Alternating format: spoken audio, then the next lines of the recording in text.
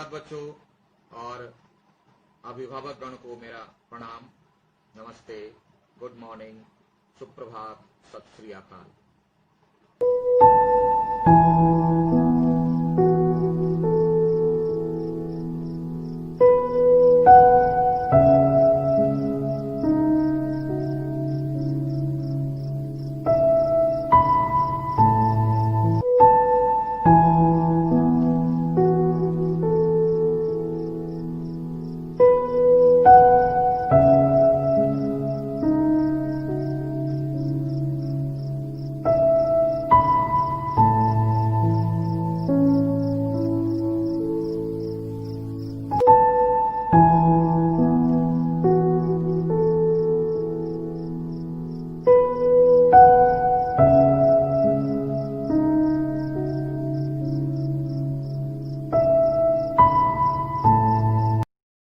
चलिए बच्चे निकालिए अब संचिता क्लास 6 के लिए।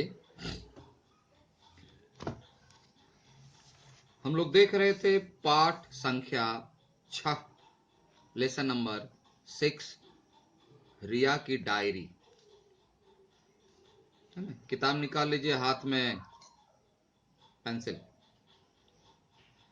हम लोग फर्स्ट पैराग्राफ पढ़ चुके थे, जहां रिया जो है स्कूल जाती आती थी, तो उस रास्ते में एक गंदी जगह के बगल में जो बस्ती थी, बस्ती मतलब झुग्गी झोपड़ी गांव, स्लम एरिया, और वहां जो है बहुत सारे परिवार रहते थे, और वहां एक जगह जाकर के नजर टिक जाती थी। और वह जो नजर टिकी तो किस पर टिकी? आइए दूसरे पैराग्राफ में, आज मेरी नजर उसकी नजर से टकराई। किसकी नजर से? यानी आंखों आंखों में बात हुई, देखी, वह भी उसको देखी और वह भी उसको देखी, तो उसके चेहरे पर एक हल्की सी मुस्कान आ गई। जिसको यह देखी रिया, उसके चेहरे पर मुस्कान आ गई, यानी थोड़ी मुस्कुरा दी। मैंने झेंपते हुए अपनी नजरें घुमा ली। इसको कहते हैं झेंपना, यानी किसी को घृणा की दृष्टि से देखकर मुंह फेर लेना, है ना, इसको कहते हैं झेंपना। और कंधे पर बैग का बोझ उठाए घर की तरफ कदम बढ़ाने लगी। बैग ली हुई थी, स्कूल से आ रही थी। उसने पीछे से आवाज लगाई, पुकारी वह लड़की, दीदी। मैंने पलटकर हैरानी से देखा। बोला, पहचाना? वो लड़की बोली कि पहचाना, मैं कमला की बेटी नीलू हूं। वह परिचय देती है वो लड़की कि उसका नाम नीलू है। वह जो है कमला की बेटी है। वह कमला कौन थी? पढ़े होइएगा तो पता होगा, बताती है। मैं हैरानी से उसे घूरने लगी। हाँ, कमला की बेटी? हाँ, ये तो कमला जैसी ही लग रही है। जब जो गौर से देखी तो चेहरा तो मिलता जुलता है इसका, कमला से इसका चेहरा मिलता जुलता है। मैं मन ही मन सोचने लगी, लेकिन इसने मुझे कैसे पहचाना? कैसे? कमला उसके घर में, रिया के घर में नौकरानी का काम करती थी। उसकी बेटी नीलू जो स्लम एरिया में रहती थी, तो रास्ते में वो गोटी गोटी खेलती थी, उसी रास्ते से रिया स्कूल जाती आती थी। तो एक दूसरे पर नजर पड़ी, तो नीलू टोक दी, दीदी। तो बोली, कौन? तो बोला, मैं कमला की बेटी नीलू। रिया गौर से देखी तो पता चला, हाँ, चेहरा तो मिलता जुलता है, लेकिन नीलू नीलू मुझे पहचानी कैसे? कैसे पहचानी कि उसकी मां कमला उसी के घर में काम करती है, या उसी घर की बेटी है रिया? मैंने पूछा, यानी रिया पूछती है कि पर तुमने मुझे कब देखा? बोला, मैंने तो तुम्हें कभी देखा नहीं। तुमने कब देखा और पहचान लिया? मैं तो तुम्हें नहीं पहचानती। बोला मैं तो तुम्हें पहचानते नहीं, कभी भेंट ही नहीं है। हाँ, नीलू बोलती है मैं जानती हूं कि आप मुझे नहीं पहचानती। नीलू बोलती है कि मैं जानती हूं कि नीलू जानती है कि रिया उसे नहीं पहचानती। कैसे? मैं अक्सर मां के साथ आती थी। छोटी बच्ची है, आप लोग भी कहते होगे मम्मी मैं भी चलूंगा, मैं भी चलूंगी। मैं बोलते चल चलो। उस घर में काम करती थी तो अपना काम कर रही है, बच्ची है छोटी, घर में है। मेरे एक पैर में पोलियो हो गया है ना, पोलियो पैरालिसिस था उसके पैर में, नीलू के पैर में। इसलिए मैं बैसाखियों के सहारे चलती हूँ, कांधे में लेकर ऐसे बैसाखी चलते हैं इसे। कभी कभी मैं भी माँ के साथ आपके घर जाती हूँ। बोला कभी कभी जाती हूँ, डेली नहीं, रोज नहीं जाती, कभी कभी जाती हूँ। क्यों? कि बैसाखियों पर चलती हूँ, रोज कैसे उतनी दूर जाऊंगा बैसाखी पर। कभी कभी मन करता है तो माँ के साथ चली जाती हूँ। मैंने आपको देखा भी था, मेरी नजर आप पर पड़ गई थी।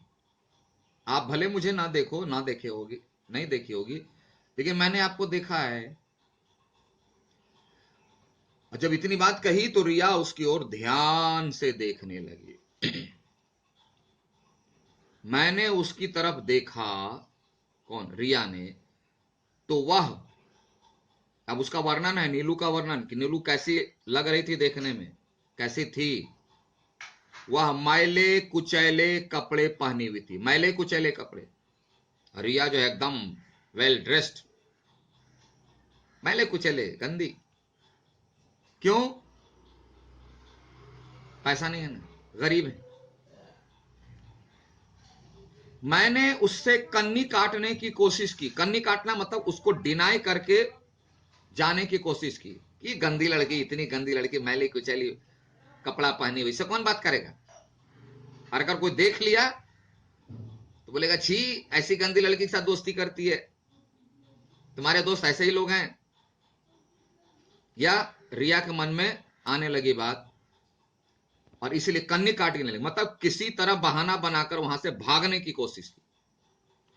क्योंकि मैं नहीं चाहती थी कि स्कूल के बच्चे मुझे एक मैले कुचैले कपड़े पहने लड़की से बात करते हुए देखे।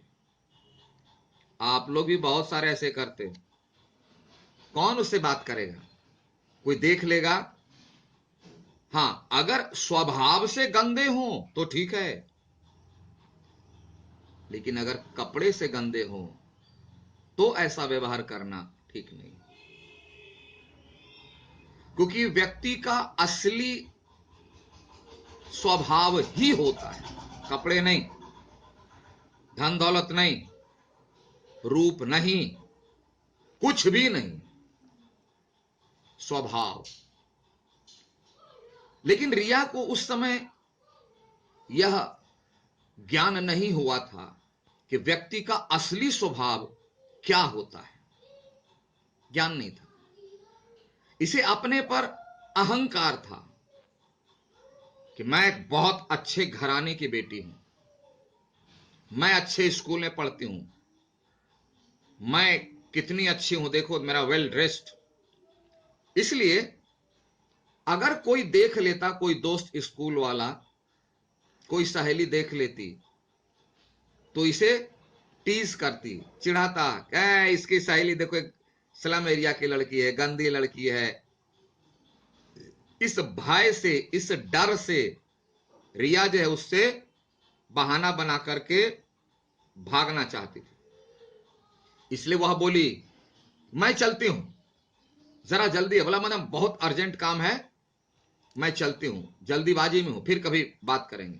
लेकिन असली बात क्या थी, वह उससे कन्नी काट करके यानी बहाना बना करके दूर जाना चाहती थी, भाग जाना चाहती थी, ताकि उसे कोई देखे ना और देख करके यह समाचार फैला ना दे कि इसकी सहेली एक गंदी लड़की है।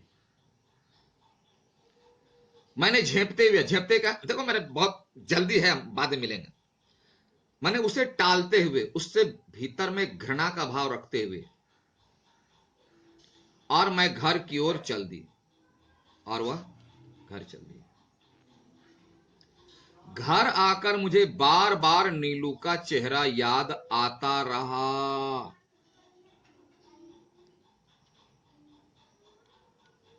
अब थोड़ा सा ध्यान दो, रिया नीलू के मैले कुचैले कपड़े को देखकर उसके मन में घृणा हुई।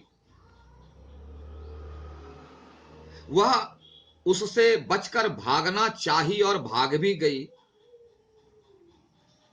इस डर से कि वह को अगर उसे किसी ने देख लिया तो उसका मजाक उड़ाएगी। फिर भी नीलू का चेहरा उसे बार बार याद क्यों आता रहा? याद तो उसी को आती है उसी चीज के बारे में जो चीजें बहुत अच्छी होती है और उसे वह ले नहीं पाता है, उसे वह मिल नहीं पाता है, तब उसे अफसोस होता है और वह बार बार सोचता है, आह कितनी अच्छी चीजें थी, काश मुझे मिल जाता, काश वह मेरा होता। तो उससे तो घृणा की बातें हो रही थी, भोग छोड़ के चली भी आई, फिर बार बार क्यों याद आ रही थी? चेहरा उसका क्यों याद आ रहा था? इसलिए याद आ रहा था कि नीलू इतने प्यार से बोली, इतनी मुस्कुराहट के साथ बोली कि रिया को लगा कि शायद यह मुस्कुराहट बहुत कीमती है, यह हंसी बहुत कीमती है, यह जो उसके चेहरे पर भाव नजर आता है, जिस भाव से नीलू बोली दीदी, ऐसी बोली उसे सुनने को कम मिलती है। मैं आपको बार बार कहता हूं, आप कुछ मत करो, लेकिन प्यार से बोलो, थोड़ा मुस्कुरा के, अच्छा लगेगा, है ना? तो नीलू जो मुस्कुरा कर बोली दीदी, है ना, पहचाना मैं कमला की बेटी नीलू हूं। तो यह जो मुस्कुराहट भरा चेहरा जो था, वह नीलू को बहुत इंप्रेस्ड किया कि यह जो खूबसूरत चेहरा, मुस्कुराहट भरा चेहरा है, यह तो बड़े बड़े सुंदर सुंदर कीमती कपड़ों में भी देखने को नहीं मिलता, नहीं मिलता है। इसीलिए नीलू का चेहरा रिया को बार बार याद आ रहा है कि अच्छे अच्छे बड़े बड़े फ्लैट में रहने वाले लोगों में भी बोली की यह मिठास, बोली में यह मिठास सुनाई नहीं देती, चेहरे पर वो मुस्कुराहट नजर नहीं आती, जो यह मैले कुचैले कपड़े में इतनी सुंदर मुस्कुराहट, इतनी मीठी बोली नजर आ रही है। और यही कारण है कि नीलू का चेहरा रिया के दिमाग में बार बार घूम रहा है। तो असली महत्वपूर्ण बात क्या हो गई? मीठी बोली, मुस्कुराहट, चेहरे का भाव, और यही व्यक्ति को प्रभावित करता है, अट्रैक्ट करता है। और यही कारण है कि हमारे बड़े बड़े ऋषि मुनियों ने कहा, मीठी वाणी बोलिए, ऐसी वाणी बोलिए मन का आपा खो, यानी मन में जो भी बुरी बातें, गंदी बातें, घमंड, सब समाप्त हो जाए। आवरण को शीतल करे, आपहु शीतल हो, यानी उस मुस्कुराहट को देखकर, उस मीठी बोली को देखकर सबको अच्छा लगे। अच्छा लगे तो मैं तो कहता हूं सब उसका दीवाना हो जाए और मैं भी अपना दीवाना हो जाऊं, मुझे भी सेटिस्फैक्शन मिले, संतुष्टि मिले कि मैं किसी से कड़वी भाषा में बात नहीं करता। तो महत्वपूर्ण चीज कौन सी हुई? सीरत, सीरत यानी नेचर, स्वभाव, सूरत नहीं, कपड़े नहीं, धन दौलत, गाड़ी घोड़ा बंगला नहीं, मीठी बोली, और उसमें क्या मिली हुई होनी चाहिए? थोड़ी मुस्कुराहट। तो रिया यह सोची अब आगे क्या होता है, अभी तो हम लोग 3 जुलाई वाला पढ़े, अब 7 जुलाई वाला पढ़ेंगे कब, अगले क्लास में। Thank you, have a nice day.